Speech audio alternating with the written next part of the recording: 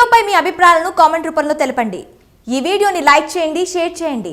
ఇలాంటి మరిన్ని అప్డేట్స్ కోసం మా ఛానల్ ని సబ్స్క్రైబ్ చేసుకోవడంతో పాటు పక్కనే ఉన్న బెల్ ఐకాన్ ని క్లిక్ చేసి యాక్టివేట్ చేసుకోండి.